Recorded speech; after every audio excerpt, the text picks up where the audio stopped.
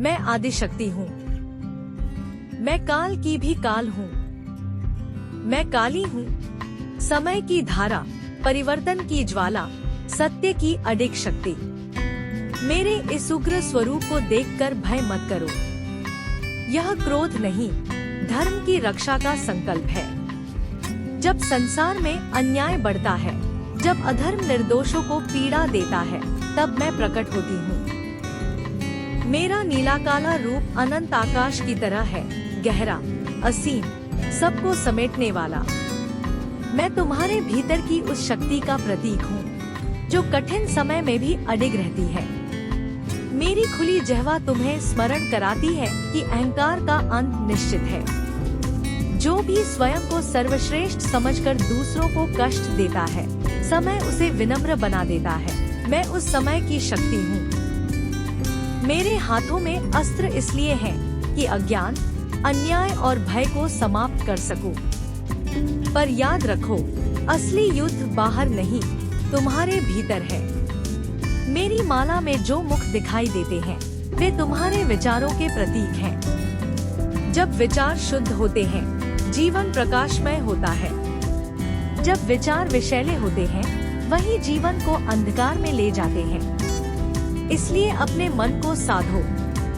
क्रोध, लोभ, ईर्ष्या और मोह, ये ही तुम्हारे असली शत्रु हैं। उन्हें पहचानो और मुझ में समर्पित कर दो। मैं उन्हें भस्म कर दूंगी। मैं विनाश नहीं, परिवर्तन हूँ। जो पुराना और अशुद्ध है, उसे हटाना आवश्यक है ताकि नया और पवित्र जन्म ले सके। जैसे बीज मिट्टी में दबकर ही अंकुर बनता है, वैसे ही कठिनाइयों से गुजरकर ही आत्मा मजबूत बनती है। जीवन के संघर्षों से मत घबराओ। हर चुनौती तुम्हें और शक्तिशाली बनाने आई है। मैं तुम्हें निर्भय बनने का आशीर्वाद देती हूँ।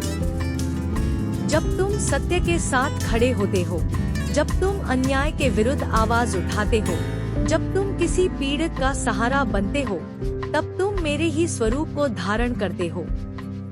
मेरी पूजा केवल दीप और मंत्र से नहीं, बल्कि साहस और करुणा से होती है। ध्यान रखो, समय निरंतर आगे बढ़ता है।